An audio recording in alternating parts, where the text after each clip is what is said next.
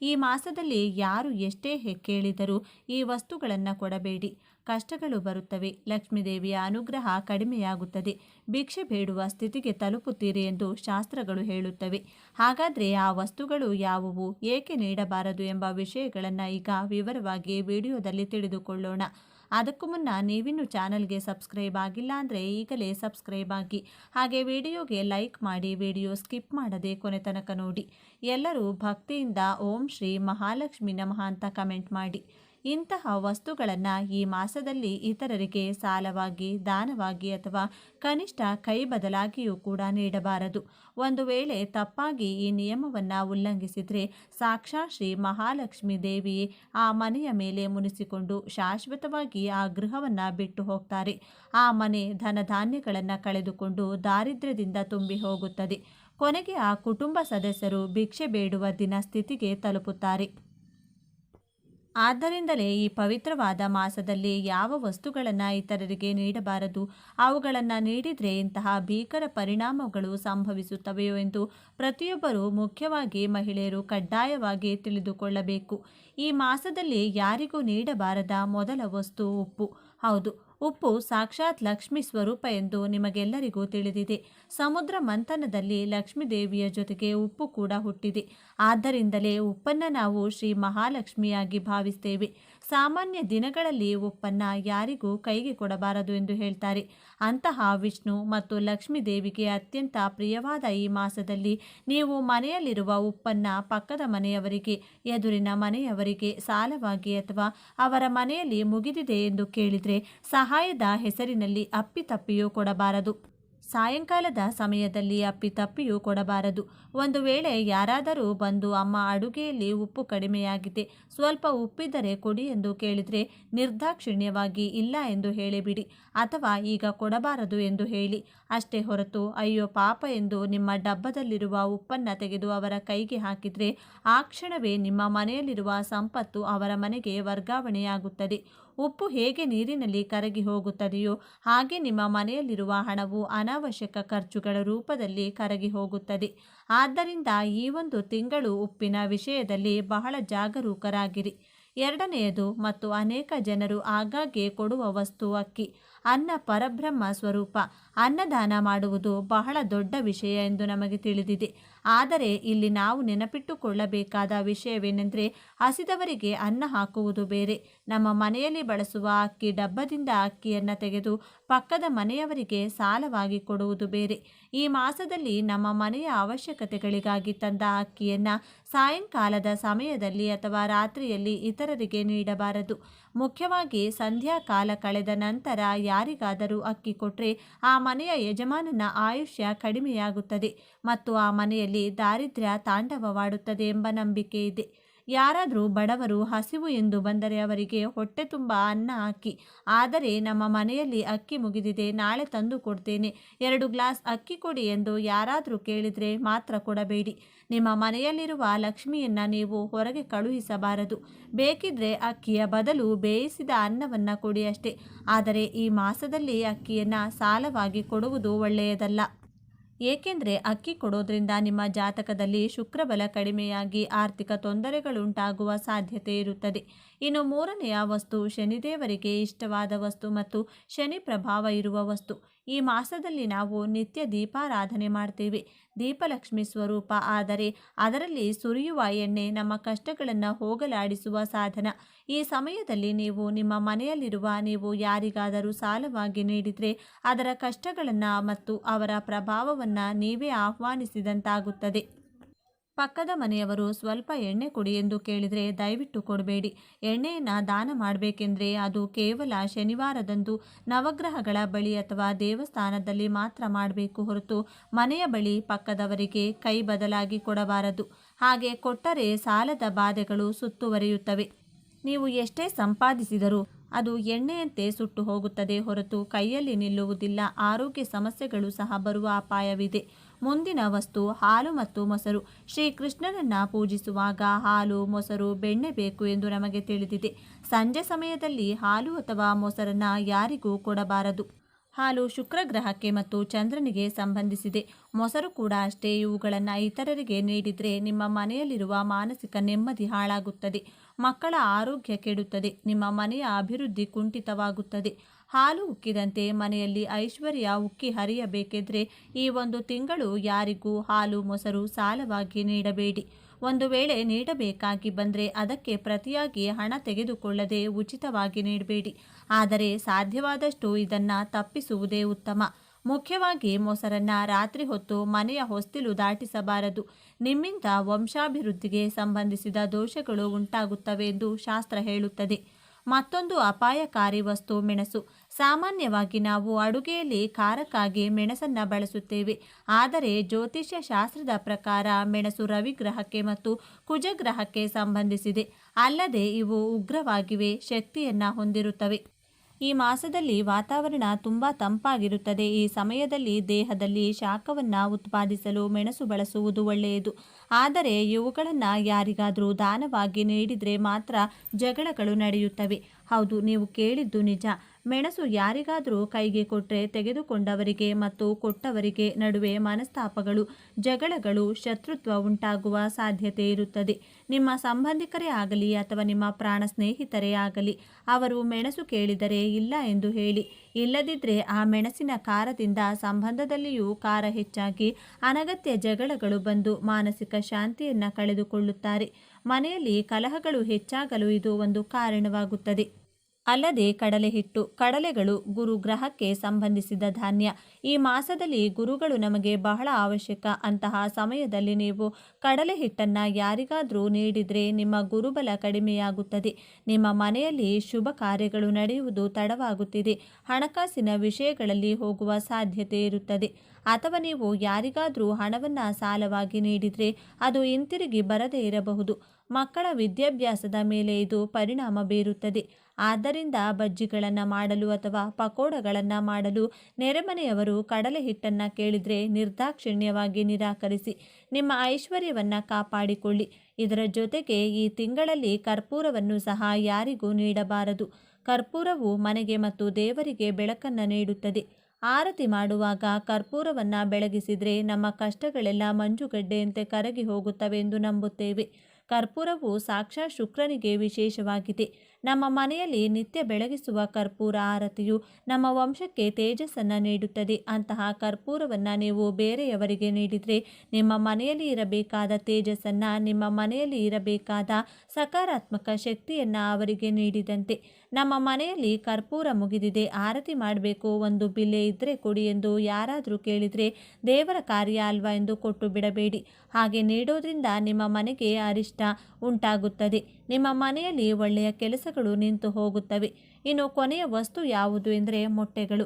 ಈ ಮಾಸ ಪರಮ ಪವಿತ್ರವಾದ ಮಾಸವಾಗಿರುವುದರಿಂದ ಅನೇಕರು ಈ ತಿಂಗಳು ಮಾಂಸಾಹಾರವನ್ನು ಮುಟ್ಟುವುದಿಲ್ಲ. ಆದರೆ ಕೆಲವರು ಮೊಟ್ಟೆಗಳನ್ನು ತಿನ್ನುತ್ತಾರೆ ಅಥವಾ ಬೇಯಿಸಿಕೊಳ್ಳುತ್ತಾರೆ. ಅದು ಅವರವರ ಇಷ್ಟ. ನೀವು ಮೊಟ್ಟೆಗಳನ್ನು ಬೇಯಿಸಿ ತಿಂದರೂ ಪರವಾಗಿಲ್ಲ. ಆದರೆ ಯಾವುದೇ ಪರಿಸ್ಥಿತಿಯಲ್ಲಿಯೂ ಈ ತಿಂಗಳಲ್ಲಿ ಮೊಟ್ಟೆಗಳನ್ನು ಯಾರಿಗೂ ನೀಡಬಾರದು, ದಾನವಾಗಿಯೂ ನೀಡಬಾರದು. ನೀವು ಇಂತಹ ವಸ್ತುಗಳನ್ನು ವಿನಿಮಯ ಮಾಡುವುದರಿಂದ ಆ ಮನೆಯಲ್ಲಿ ನಕಾರಾತ್ಮಕ ಶಕ್ತಿ ಹೆಚ್ಚಾಗುತ್ತದೆ.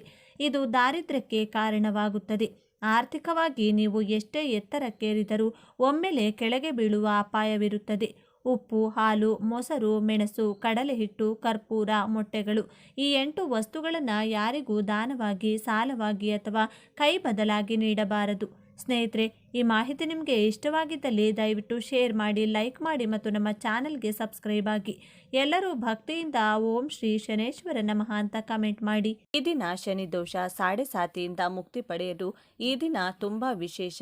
ಆದರೆ ಅಮಾವಾಸ್ಯೆಯ ರಾತ್ರಿ ನಕಾರಾತ್ಮಕ ಶಕ್ತಿಯಿಂದ ಕೂಡಿರುತ್ತದೆ. ಈ ದಿನ ಉಗುರು ಅಥವಾ ಕೂದಲು ಕತ್ತರಿಸುವುದು, ತಡವಾಗಿ ಮಲಗುವುದು, ಉಪ್ಪು ಅಥವಾ ಎಣ್ಣೆ ಅಥವಾ ಕಬ್ಬಿಣ ಖರೀದಿಸುವುದು, ಮಾಂಸಾಹಾರ ಸೇವಿಸುವುದು ಮತ್ತು ಪ್ರಾಣಿಗಳಿಗೆ ಹಾನಿ ಮಾಡುವುದು ತಪ್ಪು. ಧನಾತ್ಮಕತೆಯನ್ನು ಕಾಪಾಡಿಕೊಳ್ಳುವುದು ಮುಖ್ಯ. ಇನ್ನು ಈ ಶಕ್ತಿಯುತವಾದ ದಿನದಂದು ಕೇವಲ ಈ ಒಂದು ಮರವನ್ನು ಮುಟ್ಟಿದರೆ ಸಾಕು, 7 ತಲೆಮಾರುಗಳವರೆಗೂ ಕರಗದಷ್ಟು ಹಣ ಬರುತ್ತದೆ. ನಿಮ್ಮ ಜೀವನದಲ್ಲಿರುವ ಬಡತನ ಪೂರ್ತಿಯಾಗಿ ಹೊರಟು ಹೋಗುತ್ತದೆ. ಕಷ್ಟಗಳು, ಆರ್ಥಿಕ ಸಮಸ್ಯೆಗಳು ಎಲ್ಲವೂ ಹೋಗುತ್ತದೆ. 1 ವರ್ಷದವರೆಗೂ ಹಣಕ್ಕೆ ಯಾವ ಲೋಪವೂ ಬರುವುದಿಲ್ಲ. ಲಕ್ಷ್ಮೀದೇವಿಯ ಅನುಗ್ರಹ ಸಿಗುತ್ತದೆ ಎಂದು ನಮ್ಮ ಪೂರ್ವಿಕರು ಹೇಳಿದ್ದಾರೆ. ಹಾಗಾದರೆ ಯಾವ ಮರವನ್ನು ಮುಟ್ಟಬೇಕೆಂದು ಈ ವಿಡಿಯೋದಲ್ಲಿ ನಾವು ತಿಳಿದುಕೊಳ್ಳೋಣ. ಆದರೆ ಅದಕ್ಕೂ ಮುಂಚೆ ನೀವಿನ್ನೂ ನಮ್ಮ ಚಾನಲ್ನ ಸಬ್ಸ್ಕ್ರೈಬ್ ಮಾಡಿಕೊಂಡಿಲ್ಲ ಅಂದರೆ ಖಂಡಿತ ಈಗಲೇ ಸಬ್ಸ್ಕ್ರೈಬ್ ಮಾಡ್ಕೊಳ್ಳಿ. ಹಾಗೆ ಈ ವಿಡಿಯೋ ಇಷ್ಟ ಆದರೆ ಮರೆಯದೆ ಒಂದು ಲೈಕ್ ಕೊಡಿ. ಎಲ್ಲರೂ ಭಕ್ತಿಯಿಂದ ಓಂ ಶ್ರೀ ಮಹಾಲಕ್ಷ್ಮಿ ನಮಃ ಅಂತ ಕಮೆಂಟ್ ಮಾಡಿ. ಸ್ನೇಹಿತರೆ, ಈ ಅಮಾವಾಸ್ಯೆಯ ದಿನ ಶನಿದೋಷ, ಸಾಡೆಸಾತಿ ಮತ್ತು ದಯ್ಯಗಳಿಂದ ಮುಕ್ತಿ ಪಡೆಯಲು ಈ ದಿನವು ಬಹಳ ವಿಶೇಷವಾಗಿದೆ. ಆದರೆ ಅಮಾವಾಸ್ಯೆ ರಾತ್ರಿಯನ್ನ ಭಯಾನಕವೆಂದು ಪರಿಗಣಿಸಲಾಗುತ್ತದೆ. ಏಕೆಂದರೆ ಈ ದಿನದಂದು ಚಂದ್ರ ಕಣ್ಮರೆಯಾಗುತ್ತಾನೆ ಮತ್ತು ನಕಾರಾತ್ಮಕ ಶಕ್ತಿಯು ಸಕ್ರಿಯವಾಗಿರುತ್ತದೆ. ಅಲ್ಲದೆ ಶನಿಯು ಬಹಳ ಪ್ರಭಾವಶಾಲಿ ಗ್ರಹ. ಆದ್ದರಿಂದ ಈ ಅಮಾವಾಸ್ಯೆಯ ದಿನದಂದು ಯಾವುದೇ ತಪ್ಪುಗಳನ್ನು ಮಾಡಬಾರದು. ಇಲ್ಲದಿದ್ದರೆ ಜೀವನದುದ್ದಕ್ಕೂ ಅದರ ಕೆಟ್ಟ ಪರಿಣಾಮಗಳನ್ನು ಅನುಭವಿಸಬೇಕಾಗುತ್ತದೆ. ಈ ಅಮಾವಾಸ್ಯೆಯಂದು ಈ ಕೆಲಸಗಳನ್ನು ಮಾಡಬೇಡಿ. ಈ ಅಮಾವಾಸ್ಯೆಯ ದಿನ ತಡವಾಗಿ ಮಲಗಬಾರದು. ಉಗುರು ಅಥವಾ ಕೂದಲನ್ನು ಕತ್ತರಿಸಬಾರದು. ಇದು ಅದೃಷ್ಟವನ್ನು ದುರದೃಷ್ಟವಾಗಿ ಪರಿವರ್ತಿಸುತ್ತದೆ ಎಂದು ನಂಬಲಾಗಿದೆ. ಈ ಅಮಾವಾಸ್ಯೆಯಂದು ಬಡವರು, ಕಾರ್ಮಿಕರು, ನಿರ್ಗತಿಕರು, ನಾಯಿ ಅಥವಾ ಕಾಗೆ ನಿಮ್ಮ ಮನೆ ಬಾಗಿಲಿಗೆ ಬಂದರೆ ಆಹಾರವನ್ನು ನೀಡಿ. ಈ ದಿನ ಪ್ರಾಣಿಗಳಿಗೆ ಹಾನಿ ಮಾಡಿದರೆ ಶನಿಯ ಕೋಪಕ್ಕೆ ನೀವು ಗುರಿಯಾಗುತ್ತೀರಿ. ಈ ಅಮಾವಾಸ್ಯೆಯಂದು ಉಪ್ಪು, ಎಣ್ಣೆ, ಕಬ್ಬಿಣ ಖರೀದಿಸುವುದು ಅಶುಭ. ಅದು ಆರ್ಥಿಕ ನಷ್ಟಕ್ಕೆ ಕಾರಣವಾಗಬಹುದು. ಅಮಾವಾಸ್ಯೆಯ ರಾತ್ರಿ ನಕಾರಾತ್ಮಕ ಶಕ್ತಿಗಳು ಹೆಚ್ಚಿರುತ್ತವೆ. ಆದ್ದರಿಂದ ಅಮಾವಾಸ್ಯೆಯ ರಾತ್ರಿ ಸ್ಮಶಾನ ಅಥವಾ ನಿರ್ಜನ ಸ್ಥಳಕ್ಕೆ ಹೋಗಬೇಡಿ. ಈ ಅಮಾವಾಸ್ಯೆಯಂದು ಮಾದಕ ದ್ರವ್ಯಗಳು ಮತ್ತು ಮಾಂಸಾಹಾರ ಸೇವಿಸುವುದನ್ನು ನಿಷೇಧಿಸಲಾಗಿದೆ. ಈ ದಿನದಂದು ಯಾರನ್ನೂ ತಪ್ಪಾಗಿ ಮಾನಸಿಕವಾಗಿ ಅಥವಾ ದೈಹಿಕವಾಗಿ ನೋಯಿಸಬೇಡಿ. ಮರಗಳನ್ನು ಕಡಿಯಬೇಡಿ. ಇದು ಪಿತೃದೋಷಕ್ಕೆ ಕಾರಣವಾಗುತ್ತದೆ. ಇನ್ನು ಈ ಅಮಾವಾಸ್ಯೆ ದಿನ ಲಕ್ಷ್ಮೀದೇವಿಯ ಆರಾಧನೆ ತುಂಬ ಶ್ರೇಷ್ಠವಾದ ಫಲ ಕೊಡುತ್ತದೆ. ಯಾರು ತಮ್ಮ ಮನೆಯಲ್ಲಿ ಲಕ್ಷ್ಮೀದೇವಿಯ ಆರಾಧನೆ ಮಾಡುತ್ತಾರೋ ಅವರಿಗೆ ಕಷ್ಟಗಳು, ಸಮಸ್ಯೆಗಳು ಹೋಗುವಂತೆ ಲಕ್ಷ್ಮೀದೇವಿಯವರಿಗೆ ಆಶೀರ್ವಾದ ಮಾಡಿ ಅವರ ಮನೆಯೊಳಗೆ ಪ್ರವೇಶಿಸಿ ಅಷ್ಟೈಶ್ವರ್ಯಗಳ ಸುರಿಮಳೆ ಸುರಿಸುತ್ತಾಳೆ. ಹಾಗಾಗಿ ಅಮಾವಾಸ್ಯೆಯ ದಿನದಂದು ಮಾತೆ ಲಕ್ಷ್ಮಿಯನ್ನ ಆರಾಧಿಸುವುದು ತುಂಬ ಒಳ್ಳೆಯದು. ಒಂದು ಸಲ ಶ್ರೀ ಮಹಾವಿಷ್ಣು ಮಹಾಲಕ್ಷ್ಮಿಯೊಂದಿಗೆ ಈ ರೀತಿ ಹೇಳಿದ್ದರು: ದೇವಿ, ಈಗ ಕಲಿಯುಗ ಶುರುವಾಗಿದೆ. ಪ್ರತಿ ಮನುಷ್ಯ ಧರ್ಮದ ಮೇಲೆ ಅವಲಂಬಿಸುವುದಿಲ್ಲ, ಕೇವಲ ಹಣದ ಮೇಲೆ ಅವಲಂಬಿಸಿ ಮನುಷ್ಯ ಬದುಕುತ್ತಾನೆ. ಹಾಗಾಗಿ ದೇವಿ, ನೀನು ಸ್ವತಃ ಭೂಲೋಕಕ್ಕೆ ಹೋಗಿ ಪ್ರತಿ ವ್ಯಕ್ತಿಗೂ ಹಣ ಸಿಗುವಂತೆ ಮಾಡು ಎಂದು ಹೇಳಿದರು. ಅದಕ್ಕೆ ಲಕ್ಷ್ಮೀದೇವಿ, ಸ್ವಾಮಿ, ಮೊದಲೇ ಇದು ಕಲಿಯುಗ. ಪ್ರತಿ ಮನುಷ್ಯ ಕೆಟ್ಟ ಆಲೋಚನೆಯಿಂದಿರುತ್ತಾನೆ. ಅಂಥವರ ಹತ್ತಿರ ನನ್ನನ್ನು ಹೋಗು ಅನ್ನುತ್ತಿದ್ದೀರಾ? ಇದು ನ್ಯಾಯನಾ? ನಿಮ್ಮ ಪಾದ ಸೇವೆ ಬಿಟ್ಟು ಪ್ರತಿಯೊಬ್ಬರ ಹತ್ತಿರ ನನ್ನನ್ನು ಹೋಗು ಅನ್ನುತ್ತಿದ್ದೀರಿ. ಇದು ಎಷ್ಟರ ಮಟ್ಟಿಗೆ ಸರಿ? ನಾನು ಯಾವ ಪರಿಸ್ಥಿತಿಯಲ್ಲೂ ಹೋಗುವುದಿಲ್ಲ ಅಂದರು. ಲಕ್ಷ್ಮಿ ಆಗ ಮಹಾವಿಷ್ಣು, ದೇವಿ, ಎಲ್ಲರ ಹತ್ತಿರ ನೀನು ಇರುವ ಅಗತ್ಯವಿಲ್ಲ.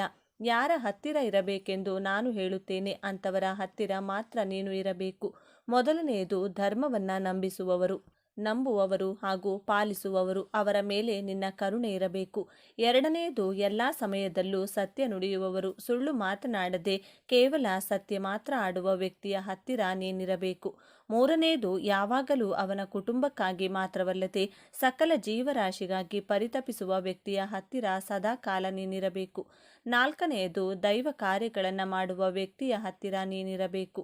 ಈ 4 ಜನರ ಹತ್ತಿರ ಯಾವ ಸಂದೇಹವೂ ಇಲ್ಲದೆ ನೀನು ಇರಬಹುದು ಅಂದರು ಮಹಾವಿಷ್ಣು. ಆಗ ದೇವಿ, ಸ್ವಾಮಿ, ಮೊದಲು ನೀವು ಎಲ್ಲರ ಹತ್ತಿರವೂ ಹೋಗು ಎಂದು ಹೇಳಿದ್ದೀರಿ, ಅದಕ್ಕೆ ಅರ್ಥವೇನು ಎಂದು ಹೇಳಿದರು. ಆಗ ಮಹಾವಿಷ್ಣು, ದೇವಿ, ನೀನು ಎಲ್ಲರ ಹತ್ತಿರ ಹೋದರೂ ಕೂಡ ಕೆಲ ಕಾಲ ಮಾತ್ರವೇ ಅವರ ಹತ್ತಿರವಿದ್ದು ಕೊನೆಯಲ್ಲಿ ನಾನು ಹೇಳಿದಂಥ ಈ 4 ಜನರ ಹತ್ತಿರ ಬಂದು ಬಿಡಬೇಕೆಂದು ಹೇಳಿದರು. ಆಗ ಮಹಾಲಕ್ಷ್ಮಿ, ಸ್ವಾಮಿ, ರೀತಿ ಹೇಗೆ ಬಂದು ಬಿಡಲು ಸಾಧ್ಯ ಎಂದು ಕೇಳಿದರು. ಆಗ ಮಹಾವಿಷ್ಣು, ದೇವಿ, ನೀನು 3 ರೀತಿಯಲ್ಲಿ ಅವರಿಂದ ದೂರವಾಗುತ್ತೀಯ. ನಾನು 3ರನ್ನ ನಿನಗೆ ಸಹಾಯಕ್ಕಾಗಿ ಸೃಷ್ಟಿಸುತ್ತೇನೆ. ಮೊದಲನೆಯವನು ಅನಾರೋಗ್ಯ ತರುತ್ತಾನೆ. ಆಗ ಚಿಕಿತ್ಸೆಗಾಗಿ ನಿನ್ನನ್ನು ಅದೇ ವ್ಯಕ್ತಿ ಬೇರೆಯವರಿಗೆ ಕೊಡುತ್ತಾನೆ. ಇದರಿಂದ ನೀನು ಬೇರೆಯವರ ಹತ್ತಿರ ಸುಲಭವಾಗಿ ಹೋಗುತ್ತೀಯ. ಎರಡನೆಯವನು ಸುಳ್ಳು ಹೇಳುವಂತೆ ಮಾಡುತ್ತಾನೆ. 1 ಸುಳ್ಳು ಮುಚ್ಚಿಡಲು 100 ಸುಳ್ಳುಗಳು ಹೇಳಬೇಕು. ಆ ರೀತಿ ಸುಳ್ಳು ಖಾಲಿಯಾದಾಗ ಅಥವಾ ಜನರು ಅವನನ್ನು ನಂಬುವುದು ಬಿಟ್ಟಾಗ ಅದುವರೆಗೂ ಅವನು ಕೂಡಿಟ್ಟಿರುವಂತಹ ಹಣ, ಗೌರವ, ಆಸ್ತಿ, ಮರ್ಯಾದೆ ಎಲ್ಲವೂ ಕೂಡ ದೂರವಾಗುತ್ತದೆ. ಆ ರೀತಿ ನೀನು ಆ ವ್ಯಕ್ತಿಯಿಂದ ದೂರವಾಗುತ್ತೀಯ. ಮೂರನೆಯವನು ಕೆಟ್ಟ ಆಲೋಚನೆಗಳನ್ನು ತರಿಸುತ್ತಾನೆ. ಮನುಷ್ಯ ಅವನು ಮಾಡಿದ ಕೆಟ್ಟ ಕೆಲಸಗಳನ್ನು ಮುಚ್ಚಿ ಹಾಕಲು ಹಣ ಖರ್ಚು ಮಾಡುತ್ತಾನೆ. ಒಮ್ಮೊಮ್ಮೆ ಅವನು ಮಾಡಿರುವ ಕೆಲಸ ಮುಚ್ಚಿ ಹಾಕಲು ಅದುವರೆಗೂ ಅವನು ಕೂಡಿಟ್ಟಿರುವ ಹಣವೆಲ್ಲ ಕೂಡ ಖರ್ಚು ಮಾಡಬೇಕಾಗುತ್ತದೆ. ಆ ರೀತಿ ನೀನು ಆ ವ್ಯಕ್ತಿಯಿಂದ ದೂರ ಆಗುತ್ತೀಯ. ದೇವಿ, ಈ ಮೂರು ವ್ಯಕ್ತಿಗಳು ಯಾವಾಗಲೂ ನಿನಗೆ ಸಹಾಯ ಮಾಡುತ್ತಾರೆ. ನಿನಗೆ ಯಾವ ವ್ಯಕ್ತಿ ಇಷ್ಟ ಇಲ್ಲವೋ ಅಥವಾ ಯಾರ ಮನೆಯಲ್ಲಿ ಇರಲು ಇಷ್ಟ ಇಲ್ಲವೋ ಅಂತಹ ವ್ಯಕ್ತಿಯ ಹತ್ತಿರ ಈ ಮೂರು ವ್ಯಕ್ತಿಗಳನ್ನು ಕಳಿಸು. ಅವರು ಅವರ ಕೆಲಸ ಶುರು ಮಾಡುತ್ತಾರೆ. ಆ ಮೂಲಕ ನೀನು ಅವರಿಂದ ದೂರವಾಗುತ್ತೀಯ ಎಂದು ಹೇಳಿದರು. ಹಾಗಾಗಿ ಸ್ನೇಹಿತರೆ, ಈ ಮೂರು ಗುಣಗಳಿರುವಂತಹ ವ್ಯಕ್ತಿಗಳು ಕಲಿಯುಗದಲ್ಲಿ ಲಕ್ಷ್ಮಿ ಅನುಗ್ರಹ ಪಡೆಯಲು ಸಾಧ್ಯವಾಗುವುದಿಲ್ಲ. ಆ ತಾಯಿ ಅನುಗ್ರಹ ಇದ್ದಾಗ ಮಾತ್ರವೇ ಜೀವನದಲ್ಲಿ ನಾವು ಏನನ್ನ ಬೇಕಾದರೂ ಸಾಧಿಸಲು ಸಾಧ್ಯವಾಗುತ್ತದೆ. ಒಂದು ಪುಟ್ಟ ಮಗುವಿಗೆ ಎಷ್ಟು ಹಾಲು ಬೇಕು ಅಥವಾ ಎಷ್ಟು ಊಟ ಬೇಕು ಅನ್ನೋದು ಹೆತ್ತ ತಾಯಿಗೆ ಗೊತ್ತಿರುತ್ತದೆ. ಅದೇ ರೀತಿ ಲಕ್ಷ್ಮೀದೇವಿಗೆ ಯಾವ ಮನುಷ್ಯನಿಗೆ ಎಷ್ಟು ಹಣ ಬೇಕು, ಎಷ್ಟು ಆಸ್ತಿ ಬೇಕು ಎಂಬುದು ಕೂಡ ಚೆನ್ನಾಗಿ ಗೊತ್ತಿರುತ್ತದೆ. ಅವರವರ ಯೋಗ್ಯತೆಗೆ ತಕ್ಕಷ್ಟು ಹಣವನ್ನು ಮಾತ್ರವೇ ಆಕೆ ಅವರಿಗೆ ಕೊಡುತ್ತಾಳೆ. ಇನ್ನು ಹೆಚ್ಚು ಹಣ ಬೇಕು ಅನ್ನುವ ಕೋರಿಕೆ ಇರುವವರು ಮೊದಲು ಒಳ್ಳೆಯ ಆಲೋಚನೆ, ಒಳ್ಳೆಯ ದಾರಿಯಲ್ಲಿ ನಡೆಯುವುದು ಕಲಿತುಕೊಳ್ಳಬೇಕು. ಕೆಟ್ಟ ಆಲೋಚನೆ ಇಟ್ಟುಕೊಂಡು 1000 ಪೂಜೆಗಳು ಮಾಡಿದರೂ ಪ್ರಯೋಜನವಿರುವುದಿಲ್ಲ. ಇನ್ನು ಈ ಅಮಾವಾಸ್ಯೆಯಂದು ನಾವು ಮುಟ್ಟಬೇಕಾಗಿರುವಂಥ ಮರ ಬೇವು. ನಮ್ಮ ಹಿಂದೂ ಧರ್ಮದಲ್ಲಿ ಬೇವಿನ ಮರಕ್ಕೆ ಎಷ್ಟೋ ಪ್ರಾಮುಖ್ಯತೆ ಇದೆ. ಆ ಮರದಲ್ಲಿ ತ್ರಿದೇವಿಗಳಾದ ಲಕ್ಷ್ಮಿ, ಸರಸ್ವತಿ, ಪಾರ್ವತಿ ನೆಲೆಸಿರುತ್ತಾರೆ. ಪ್ರತಿದಿನ ಎದ್ದ ತಕ್ಷಣ ಬೇವಿನ ಮರ ನೋಡಿದರೆ ಆ ದಿನವೆಲ್ಲ ಶುಭ ನಡೆಯುತ್ತದೆ. ಪ್ರತಿದಿನ ಬೇವಿನ ಮರಕ್ಕೆ ನೀರು ಹಾಕಿ ಪೂಜೆ ಮಾಡಿದರೆ ತ್ರಿದೇವಿಗಳ ಆಶೀರ್ವಾದ ಸಿಗುತ್ತದೆ. ಈ ದಿನ ಅಮಾವಾಸ್ಯೆಯಂದು ಒಂದು ಚೊಂಬಿನ ತುಂಬ ನೀರನ್ನು ಬೇವಿನ ಮರಕ್ಕೆ ಹಾಕಿ ಭಕ್ತಿಯಿಂದ ಪೂಜೆ ಮಾಡಿ 11 ಸಲ ಮರ ಮುಟ್ಟಿ ನಮಸ್ಕಾರ ಮಾಡಿಕೊಳ್ಳಿ. ಆ ರೀತಿ ನೀವು ಮರವನ್ನು ಮುಟ್ಟುವಾಗ ನಿಮ್ಮ ಮನಸ್ಸಿನಲ್ಲಿರುವ ಕೋರಿಕೆಯನ್ನು ಹೇಳಿಕೊಂಡ್ರೆ ಬೇಗನೆ ಆ ಕೋರಿಕೆ ನೆರವೇರುತ್ತದೆ. ಬಳಿಕ ಸ್ವಲ್ಪ ಹೊತ್ತು ಮರದ ಕೆಳಗೆ ಕುಳಿತುಕೊಂಡು ಅದರ ನಂತರ ಮನೆಗೆ ಹೋಗಿ. ಅಮಾವಾಸ್ಯೆ ಆಗಿರೋದ್ರಿಂದ ನಿಮ್ಮ ಎಡಗಾಲಿಗೆ ತಪ್ಪದೆ ಕಪ್ಪು ಬಣ್ಣದ ದಾರವನ್ನು ಸಂಕಲ್ಪಪೂರ್ವಕವಾಗಿ ಕಟ್ಟಿಕೊಳ್ಬೇಕು. ನಿಮಗಿರುವಂತಹ ಎಲ್ಲ ನರದೋಷ, ನರಪೀಡೆ, ಶತ್ರುಕಾಟ, ಅಕ್ಕಪಕ್ಕದವರ ಸಂಬಂಧಿಕರ ದೃಷ್ಟಿದೋಷಗಳು ಕಳೆದು ಹೋಗಲಿ ಎಂದು ಪ್ರಾರ್ಥನೆಯನ್ನ ಮಾಡಿ ಕಪ್ಪು ದಾರವನ್ನ ಕಟ್ಟಿಕೊಳ್ಬೇಕು. ಮತ್ತೆ ಮುಂದಿನ ಅಮಾವಾಸ್ಯೆ ದಿನ ಬಂದಾಗ ಎಕ್ಕದ ಗಿಡದ ಎಲೆಯ ಮೇಲೆ ಆ ಒಂದು ಕಪ್ಪು ದಾರವನ್ನ ಬಿಚ್ಚಿ ಕರ್ಪೂರದ ಜೊತೆಗೆ ಈ ಒಂದು ದಾರವನ್ನ ಸುಡಬೇಕಾಗುತ್ತದೆ. ಹೀಗೆ ಪ್ರತಿದಿನ ಅಮಾವಾಸ್ಯೆ ಮಾಡ್ತಾ ಬಂದರೆ ಕೂಡ ನಿಮಗೆ ಎದುರಾಗುವಂತಹ ಶತ್ರು ಬಾಧೆಗಳು, ದೃಷ್ಟಿದೋಷಗಳು ನಿಮ್ಮನ್ನು ಬಾಧಿಸುವುದಿಲ್ಲ. ಈ ವಿಡಿಯೋ ನಿಮಗೆ ಇಷ್ಟ ಆಗಿದ್ದರೆ ಲೈಕ್ ಮಾಡಿ, ಶೇರ್ ಮಾಡಿ. ಇಂತಹ ಹೆಚ್ಚಿನ ಉತ್ತಮ ಮಾಹಿತಿಗಳಿಗಾಗಿ ತಪ್ಪದೆ ನಮ್ಮ ಚಾನೆಲ್ನ ಸಬ್ಸ್ಕ್ರೈಬ್ ಮಾಡಿಕೊಳ್ಳಿ. ನಾಳೆ ಮತ್ತೊಂದು ವಿಡಿಯೋದೊಂದಿಗೆ ಪುನಃ ಭೇಟಿಯಾಗೋಣ. ಧನ್ಯವಾದಗಳು. ಈ ದಿನ ವಿಷ್ಣು ದೇವರ ಪೂಜೆ ಹೇಗಿರಬೇಕು, ಯಾವ ಮಂತ್ರವನ್ನ ಹೇಳಿಕೊಳ್ಳಬೇಕು, ಬೆಲ್ಲದಿಂದ ಯಾವ ಕೆಲಸ ಮಾಡಿದರೆ ನಿಮ್ಮ ಕೋರಿಕೆಗಳು ಶೀಘ್ರವಾಗಿ ನೆರವೇರುತ್ತದೆ, ಈ ದಿನ ಗೋಮಾತೆಗೆ ಯಾವ ಪದಾರ್ಥವನ್ನ ತಿನ್ನಿಸಬೇಕು, ಇನ್ನು ಈ ದಿನ ಅಷ್ಟಲಕ್ಷ್ಮಿಯರ ಹೆಸರು ಹೇಳುತ್ತಾ ಈ ನೀರನ್ನ ಮನೆಯ ಮೂಲೆ ಮೂಲೆಗೂ ಚೆಲ್ಲಿದ್ರೆ ಹಣ ಪ್ರವಾಹದಂತೆ ಮನೆಗೆ ಬರುತ್ತದೆ. ಹಣ ಬೇಕು ಎನ್ನುವವರು ಈ ತಂತ್ರವನ್ನ ಶುಕ್ರವಾರದ ದಿನ ಮಾಡಿ ನೋಡಿ. ಲಕ್ಷ್ಮೀ ದೇವಿಯರ ಅನುಗ್ರಹದಿಂದ ಶ್ರೀಮಂತಿಕೆ, ಆರೋಗ್ಯ, ಐಶ್ವರ್ಯ ಪ್ರಾಪ್ತಿಯಾಗುತ್ತದೆ. ಹಣಕಾಸಿನ ಸಮಸ್ಯೆ ದೂರವಾಗಲು, ಅಷ್ಟಲಕ್ಷ್ಮಿಯರ ಅನುಗ್ರಹ ಪ್ರಾಪ್ತಿಯಾಗಲು ಯಾವ ನೀರನ್ನು ಮನೆಯಲ್ಲಿ ಚೆಲ್ಲಬೇಕು ಅಂತ ಇವತ್ತಿನ ಈ ವಿಡಿಯೋದಲ್ಲಿ ಸಂಪೂರ್ಣವಾಗಿ ತಿಳಿಸಿಕೊಡ್ತೀವಿ. ಬನ್ನಿ. ಅದಕ್ಕೂ ಮುನ್ನ ನೀವಿನ್ನು ಚಾನಲ್ಗೆ ಸಬ್ಸ್ಕ್ರೈಬ್ ಆಗಿಲ್ಲ ಅಂದರೆ ಈಗಲೇ ಸಬ್ಸ್ಕ್ರೈಬ್ ಆಗಿ, ಹಾಗೆ ವಿಡಿಯೋಗೆ ಲೈಕ್ ಮಾಡಿ, ವಿಡಿಯೋ ಸ್ಕಿಪ್ ಮಾಡದೆ ಕೊನೆ ತನಕ ನೋಡಿ. ಎಲ್ಲರೂ ಭಕ್ತಿಯಿಂದ ಓಂ ಶ್ರೀ ಮಹಾಲಕ್ಷ್ಮಿ ನಮಃ ಅಂತ ಕಮೆಂಟ್ ಮಾಡಿ. ಜನ್ಮ ಜನ್ಮಗಳ ದಾರಿದ್ರ್ಯ, ಪಾಪಕರ್ಮಗಳನ್ನು ದೂರ ಮಾಡಿ ಸಕಲ ಆನಂದಗಳನ್ನು ನೀಡಿ ವಿಷ್ಣು ಕೃಪೆ ಸದಾ ನಿಮ್ಮ ಜೊತೆ ಇರುವಂತೆ ಮಾಡುವಂತಹ ಪೂಜೆ ಇದು. ಜೀವನ ಅಂದಮೇಲೆ ಕಷ್ಟ ಸುಖ ಎರಡೂ ಇದ್ದೇ ಇರುತ್ತದೆ. ಕಷ್ಟ ಬಂದಾಗ ಕುಗ್ಗಬಾರದು, ಸುಖ ಬಂದಾಗ ಹಿಗ್ಗಬಾರದು ಅಂತ ಹಿರಿಯರು ಹೇಳ್ತಾರೆ. ನಿಮ್ಮ ನಿತ್ಯ ಜೀವನದ ಕಷ್ಟಗಳನ್ನು ಅಂತ್ಯ ಮಾಡಲು ಅಷ್ಟಲಕ್ಷ್ಮಿಯರ ಈ ವಿಶೇಷ ತಂತ್ರ ತುಂಬ ಸಹಾಯ ಮಾಡುತ್ತದೆ. ಲಕ್ಷ್ಮೀದೇವಿಯ ವಾರವಾದ ಶುಕ್ರವಾರವೇ ಈ ವಿಶೇಷ ಕೆಲಸವನ್ನು ನಿಮ್ಮ ಮನೆಗಳಲ್ಲಿ ಮಾಡಬೇಕು. ನಮ್ಮ ಚಾನೆಲ್ನಲ್ಲಿ ತಿಳಿಸಿದ ಅನೇಕ ತಂತ್ರಗಳು ಎಷ್ಟೋ ಜನರ ಬಾಳಿನಲ್ಲಿ ಬದಲಾವಣೆಗಳನ್ನು ತಂದಿದೆ. ಈ ದಿನ ವಿಶೇಷವಾಗಿ ಬೆಳಿಗ್ಗೆ ಬೇಗನೆ ಎದ್ದು ಸ್ನಾನ ಮಡಿಗಳನ್ನು ಮಾಡಿಕೊಳ್ಳಿ. ದೇವರ ಕೋಣೆಯಲ್ಲಿ ಒಂದು ಮನೆಯ ಮೇಲೆ ಹಳದಿ ಬಣ್ಣದ ವಸ್ತ್ರವನ್ನು ಹಾಸಿ ಅದರ ಮೇಲೆ ವಿಷ್ಣುದೇವರ ಫೋಟೋ ಅಥವಾ ಚಿತ್ರಪಟವನ್ನು ಏರ್ಪಾಡು ಮಾಡಿಕೊಳ್ಳಿ. ಗಂಧ ಕುಂಕುಮದ ಬೊಟ್ಟನ್ನು ಇಟ್ಟು ಹಳದಿ ಬಣ್ಣ, ಬಿಳಿ ಬಣ್ಣ, ಕೆಂಪು ಬಣ್ಣದ ಪುಷ್ಪಗಳಿಂದ ವಿಷ್ಣು ದೇವರಿಗೆ ಅಲಂಕಾರ ಮಾಡಿಕೊಳ್ಳಿ. ತುಳಸಿಯ ದಳಗಳಿಂದ ಈ ದಿನ ವಿಷ್ಣು ದೇವರನ್ನ ಪೂಜಿಸುತ್ತಾ ತುಳಸಿ ಮಾಲೆಯನ್ನ ಕೂಡ ವಿಷ್ಣು ದೇವರಿಗೆ ಅರ್ಪಿಸಬೇಕು. ಭಗವಂತನಿಗೆ ಭಗವಂತನಿಗೆ ಅತ್ಯಂತ ಪ್ರಿಯವಾಗುವ ಹಿಟ್ಟಿನ ದೀಪಗಳನ್ನು ಮರೆಯದೆ ಬೆಳಗಿಸಬೇಕು.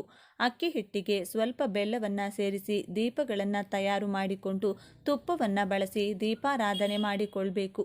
ಹಿಟ್ಟಿನ ದೀಪ ಬೆಳಗಿಸಲು ಸಾಧ್ಯವಿಲ್ಲ ಎಂದರೆ ಒಂದು ಮಣ್ಣಿನ ದೀಪಕ್ಕೆ 3 ಬತ್ತಿಗಳನ್ನು ಬಿಡಿ ಬಿಡಿಯಾಗಿ ಕೂರಿಸಿ ದೀಪ ಬೆಳಗಿಸಿ ದೀಪದ ಪಕ್ಕ ಬೆಲ್ಲವನ್ನು ನೈವೇದ್ಯವಾಗಿಡಿ. ಇದರಿಂದ ನಿಮ್ಮ ಯಾವುದೇ ಕೋರಿಕೆಗಳಿದ್ದರೂ ಕಲಿಯುಗ ದೈವ ಶ್ರೀ ವೆಂಕಟೇಶ್ವರ ಸ್ವಾಮಿಯ ಅನುಗ್ರಹದಿಂದ ಶೀಘ್ರವಾಗಿ ನೆರವೇರುತ್ತದೆ. ಹಾಗೆಯೇ ನಿಮ್ಮ ಮನೆಯ ಅಂಗಳಗಳಲ್ಲಿ ಬೆಳೆದ ಪುಷ್ಪಗಳನ್ನು ಈ ದಿನ ವಿಷ್ಣು ದೇವರ ಪೂಜೆಯಲ್ಲಿ ಬಳಸಿದರೆ ಅತ್ಯಂತ ಶ್ರೇಷ್ಠ ಫಲಗಳು ಪ್ರಾಪ್ತಿಯಾಗುತ್ತದೆ. ವಿಷ್ಣು ದೇವರಿಗೆ ಪ್ರೀತಿ ಭಕ್ತಿಯಿಂದ ಹಾಲು, ಹಣ್ಣು, ಅವಲಕ್ಕಿ, ಗೋಧಿ ಪದಾರ್ಥಗಳನ್ನು ಅರ್ಪಿಸಿ ನಮಸ್ಕಾರ ಮಾಡಿಕೊಳ್ಳಬೇಕು. ನೀವು ಇಡುವಂಥ ನೈವೇದ್ಯಗಳಿಗೆ ಸ್ವಲ್ಪ ಪಚ್ಚ ಕರ್ಪೂರದ ಪುಡಿಯನ್ನು ಕೂಡ ಹಾಕಿಕೊಳ್ಬೇಕು. ಈ ದಿನ ಗೋಮಾತೆಗೆ ಹಸಿರು ಹುಲ್ಲು ಅಥವಾ ಬೆಲ್ಲದ ಜೊತೆ ಬಾಳೆಹಣ್ಣನ್ನು ನೀಡಿ ಸಕಲ ದೇವತಾ ಸ್ವರೂಪವಾದ ಗೋಮಾತೆಯ ದರ್ಶನ ಹಾಗೂ ಸ್ಪರ್ಶದಿಂದ ಪುಣ್ಯಶಕ್ತಿಯಿಂದ ತಿಳಿಯದೆ ಮಾಡಿದ್ದ ಪಾಪ ಕರ್ಮಗಳೆಲ್ಲ ನಶಿಸಿ ಹೋಗುತ್ತವೆ. ನಿಮ್ಮ ಮನೆಗೆ ಸಮೀಪವಿರುವ ವಿಷ್ಣು ಆಲಯಕ್ಕೆ ತೆರಳಿ ಅಲ್ಲಿನ ಮರಗಿಡಗಳಿಗೆ ನೀರನ್ನು ಅರ್ಪಿಸಿ ನಿಮ್ಮ ಕೈನಿಂದ ಅರಿಶಿನ ಹಚ್ಚಿ ವಿಷ್ಣು ದರ್ಶನ ಮಾಡಿ. ಈ ದಿನ ಆದಷ್ಟು ಓಂ ನಮೋ ನಾರಾಯಣ, ಓಂ ನಮೋ ಭಗವತೆ ವಾಸುದೇವಾಯ ಎಂಬ ಮಂತ್ರವನ್ನು ಹೇಳಿಕೊಳ್ಳಿ. ವಿಷ್ಣು ಸಹಸ್ರನಾಮದ ಜೊತೆಗೆ ವೆಂಕಟೇಶ್ವರ ಸ್ವಾಮಿ ವಜ್ರಕವಚ ಸ್ತೋತ್ರವನ್ನು ಪಾರಾಯಣ ಮಾಡಿ. ಇದರಿಂದ ಜೀವನದಲ್ಲಿ ಈಗಿರುವ ಹಣದ ಸಮಸ್ಯೆಗಳು ದೂರವಾಗಿ ದೈವ ಬಲ ಪ್ರಾಪ್ತಿಯಾಗುತ್ತದೆ. ಇನ್ನು ಯಾವುದೇ ಶುಕ್ರವಾರದ ದಿನ ಅಥವಾ ಹುಣ್ಣಿಮೆ ದಿನ ಅಥವಾ ಅಮಾವಾಸ್ಯೆಯ ದಿನ ಈ ಕೆಲಸವನ್ನು ನೀವು ಆರಂಭಿಸಬಹುದು. ಏನು ಮಾಡಬೇಕು? ಬೆಳಗ್ಗೆ 4 ಗಂಟೆಯಿಂದ 6 ಗಂಟೆಯ ಒಳಗೆ ಅಥವಾ ಸಂಜೆಯ ಸಮಯದಲ್ಲಿ 6 ಗಂಟೆಯಿಂದ 7 ಗಂಟೆಯ ಒಳಗೆ ಈ ಕೆಲಸವನ್ನು ನೀವು ಮಾಡಬೇಕಾಗುತ್ತದೆ. ನಿಮ್ಮ ಮನೆಯ ದೇವರ ಕೋಣೆಯಲ್ಲಿ ಅಥವಾ ಮನೆಯ ಹಾಲಿನಲ್ಲಿರುವಂತಹ ಲಕ್ಷ್ಮೀ ದೇವಿಯ ಫೋಟೋ ಅಥವಾ ವಿಗ್ರಹವನ್ನು ಇಡಬೇಕು. ದೇವಿಯ ಸುತ್ತ 8 ಮಣ್ಣಿನ ದೀಪ ಅಥವಾ 8 ಹಿತ್ತಾಳೆಯ ದೀಪಗಳನ್ನು ಬೆಳಗಿಸಬೇಕು. ದೇವಿಯನ್ನ ಮರದ ಮಣೆಯ ಮೇಲೆ ಇಡುವ ಮುನ್ನ ಯಾವುದಾದರೂ ವಸ್ತ್ರವನ್ನು ಆ ಮಣೆಯ ಮೇಲೆ ಆರಿಸಿರಬೇಕು. ದೇವಿಯ ಸುತ್ತಲೂ ಬೆಳಗಿಸುವಂಥ 8 ದೀಪಗಳಿಗೂ ತುಪ್ಪವನ್ನು ಹಾಕಿ 2 ಬತ್ತಿಗಳನ್ನು ಸೇರಿಸಿ ಒಂದು ಬತ್ತಿಯಾಗಿ ಮಾಡಿ 8 ದೀಪಕ್ಕೂ 8 ಬತ್ತಿಗಳನ್ನು ಬಳಸಿ ದೀಪಾರಾಧನೆಯನ್ನು ಮಾಡಬೇಕು. ಒಂದೊಂದು ದೀಪವು ಒಂದೊಂದು ಲಕ್ಷ್ಮಿಯರಂತೆ ಭಾವಿಸಬೇಕು. ನೀವು ಬೆಳಗಿಸುವಂತಹ ದೀಪಗಳು ಮಹಾಲಕ್ಷ್ಮಿಯ ಸುತ್ತಲೂ ವೃತ್ತಾಕಾರವಾಗಿ ಬರುವಂತೆ ಜೋಡಿಸಿರಬೇಕು. ಮೊದಲ ದೀಪ ಬೆಳಗಿಸುವಾಗ ಓಂ ಆದಿಲಕ್ಷ್ಮಿಯೇ ನಮಃ ಎಂದು ಹೇಳಬೇಕು. 2ನೇ ದೀಪಕ್ಕೆ ಓಂ ಧನಲಕ್ಷ್ಮಿಯೇ ನಮಃ, 3ನೆಯ ದೀಪಕ್ಕೆ ಓಂ ಧಾನ್ಯಲಕ್ಷ್ಮಿಯೇ ನಮಃ, 4ನೇ ದೀಪಕ್ಕೆ ಓಂ ಗಜಲಕ್ಷ್ಮಿಯೇ ನಮಃ, 5ನೇ ದೀಪಕ್ಕೆ ಓಂ ಸಂತಾನಲಕ್ಷ್ಮಿಯೇ ನಮಃ, 6ನೇ ದೀಪಕ್ಕೆ ಓಂ ಧೈರ್ಯಲಕ್ಷ್ಮಿಯೇ ನಮಃ, 7ನೇ ದೀಪಕ್ಕೆ ಓಂ ವಿಜಯಲಕ್ಷ್ಮಿಯೇ ನಮಃ, 8ನೇ ದೀಪಕ್ಕೆ ಓಂ ವಿದ್ಯಾಲಕ್ಷ್ಮಿಯೇ ನಮಃ ಎಂದು ಒಂದೊಂದು ದೀಪ ಹಚ್ಚುವಾಗ ಒಂದೊಂದು ಲಕ್ಷ್ಮೀ ದೇವಿಯ ನಾಮವನ್ನು ಸ್ಮರಿಸಬೇಕು. ಮಹಾಲಕ್ಷ್ಮೀ ದೇವಿಗೆ ಒಂದೊಂದೇ ಗುಲಾಬಿ ಪುಷ್ಪಗಳಿಂದ ಅಥವಾ ಕೆಂಪು ದಾಸವಾಳ ಪುಷ್ಪಗಳಿಂದ ಪೂಜಿಸುತ್ತಾ ನಿಮ್ಮ ಕೋರಿಕೆಗಳು ಶೀಘ್ರವಾಗಿ ನೆರವೇರಲಿ ಎಂದು ಪ್ರಾರ್ಥನೆ ಮಾಡಿಕೊಳ್ಳಬೇಕು. ಒಂದು ಹಿತ್ತಾಳೆ ಲೋಟ ಅಥವಾ ಗಾಜಿನ ಲೋಟದಲ್ಲಿ ಮನೆಯಲ್ಲಿದ್ದ ಯಾವುದೇ ನಾಣ್ಯವನ್ನು ಹಾಕಿ ಆ ಲೋಟದ ತುಂಬ ನೀರನ್ನು ತುಂಬಿಸಿ ದೇವಿಯ ಮುಂದೆ ಬೆಳಗಿಸಿರುವಂತಹ ದೀಪಗಳ ಪಕ್ಕದಲ್ಲಿಟ್ಟು ಲಕ್ಷ್ಮಿ ಅಷ್ಟೋತ್ತರವನ್ನು ಹೇಳಿ ಅಥವಾ ಕೇಳಿ. ನಮ್ಮ ಕುಟುಂಬದಲ್ಲಿನ ಬಡತನ ದೂರ ಮಾಡಿ 4 ಜನರ ಮುಂದೆ ತಲೆ ಎತ್ತಿ ಬದುಕುವಂತೆ ಅರಸು ದೇವಿ ಅಂತ ನಿಷ್ಕಲ್ಮಶ ಮನಸ್ಸಿನಿಂದ ಬೇಡಿಕೊಳ್ಳಿ. ಸಾಧ್ಯವಾದರೆ ಸಿಹಿ ಪಾಯಸವನ್ನು ನೈವೇದ್ಯ ಮಾಡಿ ಅಥವಾ ಯಾವುದೇ ಒಂದು ವಿಧವಾದ ಹಣ್ಣನ್ನೇ ದೇವಿಗೆ ನೈವೇದ್ಯವಾಗಿಡಿ. ಪೂಜೆಯ ಬಳಿಕ 15 ಅಥವಾ 20 ನಿಮಿಷ ಕಳೆದ ಮೇಲೆ ಲೋಟದಲ್ಲಿ ತುಂಬಿಸಿರುವಂಥ ನೀರನ್ನು ಒಂದು ವೀಳ್ಯದೆಲೆ ಅಥವಾ ಮಾವಿನ ಎಲೆಯ ಸಹಾಯದಿಂದ ಮನೆಯ ಎಲ್ಲ ಗೋಡೆಗಳಿಗೂ ಮನೆಯ ಎಲ್ಲ ಮೂಲೆ ಮೂಲೆಗೂ ಪ್ರೋಕ್ಷಣೆ ಮಾಡಬೇಕು. ಉಳಿದಂತಹ ನೀರನ್ನು ಯಾವುದಾದರೂ ಗಿಡಕ್ಕೆ ಹಾಕಬೇಕು. ಈ ಕೆಲಸವನ್ನು ಒಟ್ಟು ಅಷ್ಟಲಕ್ಷ್ಮಿಯರ ಸ್ವರೂಪದಂತೆ 8 ಶುಕ್ರವಾರಗಳು ಮಾಡಬೇಕಾಗುತ್ತದೆ. ಮಹಿಳೆಯರ ತಿಂಗಳ ಸಮಸ್ಯೆಗಳು ಬಂದಾಗ ಈ ವಾರವನ್ನು ಹೊರತುಪಡಿಸಿ ಮುಂದಿನ ವಾರಗಳನ್ನು ಸೇರಿಸಿಕೊಂಡು 8 ವಾರ ಸಂಪೂರ್ಣ ಮಾಡಬೇಕು. ಈ ಪೂಜೆಯನ್ನು ಮಾಡಬೇಕಾದ್ರೆ ಮನಸ್ಸಿನಲ್ಲಿ ಶುದ್ಧ ಭಕ್ತಿ ಇರಬೇಕು. 8 ಲಕ್ಷ್ಮಿಯರು ಮನೆಗೆ ಆಶೀರ್ವಾದ ಮಾಡಿ ನಿಮ್ಮ ಪತಿ ಮಕ್ಕಳ ಜೀವನದಲ್ಲಿ, ನಿಮ್ಮ ಅತ್ತೆ ಮಾವನ ಜೀವನದಲ್ಲಿ ಪ್ರತಿ ಕೆಲಸದಲ್ಲೂ ವಿಜಯ ಸಿಗುವಂತೆ ಮಾಡುತ್ತಾರೆ. ಹಣಕಾಸಿನ ಸಮಸ್ಯೆಗಳು ಈ ವಿಶೇಷ 8 ಶುಕ್ರವಾರಗಳ ಪೂಜೆಯಿಂದ ಕ್ರಮೇಣ ಕಡಿಮೆಯಾಗ್ತಾ ಬರುತ್ತದೆ. ವಿಪರೀತ ಸಾಲ ಮಾಡಿಕೊಂಡಿದ್ರೆ ನಿಮಗೆ ಸಾಲ ಕೊಟ್ಟವರೇ ಬೆರಗಾಗುವಂತೆ ಅವರ ಸಾಲವನ್ನು ನಿಮ್ಮ ಕೈನಿಂದ ಶೀಘ್ರವಾಗಿ ತೀರಿಸುವಿರಿ. ಅಂತಹ ಶಕ್ತಿ ಈ ಅಷ್ಟಲಕ್ಷ್ಮಿಯರ ಪೂಜೆಗಿದೆ. ದೇವಿಯ ಮುಂದಿಟ್ಟು ಅಭಿಮಂತ್ರಿಸಿ ಆ ನೀರನ್ನು ಮನೆಯ ಎಲ್ಲ ಮೂಲೆ ಮೂಲೆಗಳು ಚೆಲ್ಲುವುದರಿಂದ ಮನೆಗೆ ಪಾಸಿಟಿವ್ ಶಕ್ತಿಯ ಆಕರ್ಷಣೆಯಾಗುತ್ತದೆ. ಅಷ್ಟಲಕ್ಷ್ಮಿಯರ ಹೆಸರು ಹೇಳುತ್ತಾ ಮಾಡುವಂಥ ಈ 8 ದೀಪಾರಾಧನೆಯಿಂದ ಮನೆಯ ಸದಸ್ಯರಿಗೆ ಶುಭ ಫಲಗಳ ಪ್ರಾಪ್ತಿಯಾಗುತ್ತದೆ. ಲೋಟದಲ್ಲಿದ್ದ ನೀರನ್ನು ಎಲ್ಲ ಕಡೆ ಪ್ರೋಕ್ಷಣೆ ಮಾಡಿದ ಮೇಲೆ ಲೋಟದಲ್ಲಿ ಹಾಕಿದ್ದ ನಾಣ್ಯವನ್ನು ನೀವು ದುಡ್ಡಿಡುವಂತಹ ಜಾಗದಲ್ಲಿ ಎತ್ತಿಟ್ಟುಕೊಳ್ಳಬೇಕು.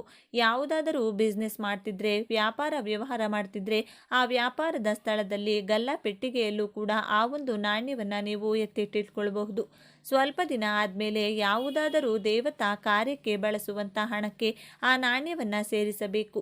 ಈ ಪೂಜೆ ಮಾಡುವಾಗ 8 ವಾರಗಳು ಪೂಜೆ ಮಾಡುವವರು ಮಾಂಸಾಹಾರ ಸೇವಿಸಬಾರದು. ಮನೆಯವರಿಗೆ ಮಾಂಸಾಹಾರದ ಅಡುಗೆ ನಿಮ್ಮ ಕೈನಿಂದ ಮಾಡಿಕೊಟ್ಟರೂ ಕೂಡ ನೀವು ಮಾತ್ರ ಸೇವಿಸದೆ ಕಠಿಣ ನಿಯಮವನ್ನು ಪಾಲಿಸಬೇಕು. ಮನೆಯವರ ಎಲ್ಲರ ಪರವಾಗಿ ಮನೆಯ ಯಜಮಾನಿ ಈ ಕೆಲಸವನ್ನು ಮಾಡಬಹುದು.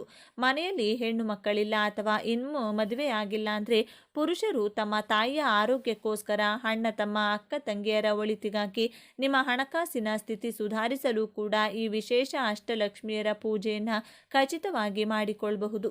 8 ವಾರಗಳು ನೀವು ದೀಪಗಳನ್ನು ಬದಲಿಸುವ ಅವಶ್ಯಕತೆ ಇರುವುದಿಲ್ಲ. ಬಳಸಿದ 8 ದೀಪಗಳನ್ನೇ ಮತ್ತೆ ಮುಂದಿನ ವಾರವೂ ಬಳಸಬಹುದು. ನೀವು ದೀಪಾರಾಧನೆ ಮಾಡಿ ದೇವಿ ಪೂಜೆ ಮಾಡುವಾಗ ನಿಮ್ಮ ಮನೆಯವರು ಬಿಟ್ಟು ಹೊರಗಿನವರು ಈ ಪೂಜೆಯನ್ನು ನೋಡಬಾರದು. ನೀವು ಪೂಜೆ ಮಾಡಿದ ಬಳಿಕ ಮಹಾಲಕ್ಷ್ಮಿ ಯಾವ ರೂಪದಲ್ಲಾದರೂ ನಿಮ್ಮ ಮನೆಗೆ ಬರಬಹುದು. ನೆನಪಿರಲಿ, ಹಸಿವು ಎಂದು ಬಂದಂತಹ ಮನುಷ್ಯರಿಂದ ಹಿಡಿದು ಪ್ರಾಣಿ ಪಕ್ಷಿಗಳ ಸೇವೆಯನ್ನು ತಪ್ಪದೆ 8 ವಾರಗಳು ಮಾಡಿ. ಅದನ್ನೇ 8 ವಾರ ಕಳೆದ ಮೇಲೂ ಮುಂದುವರಿಸಿ. ಅಷ್ಟಲಕ್ಷ್ಮಿಯರು ಮನೆಗೆ ಬಂದು ನೆಲೆಸುವಂಥ ಈ ವಿಶೇಷ ಪೂಜೆಯ ಬಗೆಗಿನ ಮಾಹಿತಿ ನಿಮಗೆ ಇಷ್ಟವಾದರೆ ತಪ್ಪದೆ ಈ ವಿಡಿಯೋಗೆ ಒಂದು ಲೈಕ್ ಕೊಟ್ಟು ಎಲ್ಲರಿಗೂ ಶೇರ್ ಮಾಡಿ. ಮುಂದಿನ ಬಾರಿ ಇಂಥದ್ದೇ ಮತ್ತೊಂದು ವಿಶೇಷ ದೈವ ಮಾಹಿತಿಯೊಂದಿಗೆ ಚಾನಲ್ ಮೂಲಕ ಭೇಟಿಯಾಗೋಣ. ಧನ್ಯವಾದಗಳು ಸ್ನೇಹಿತರೆ.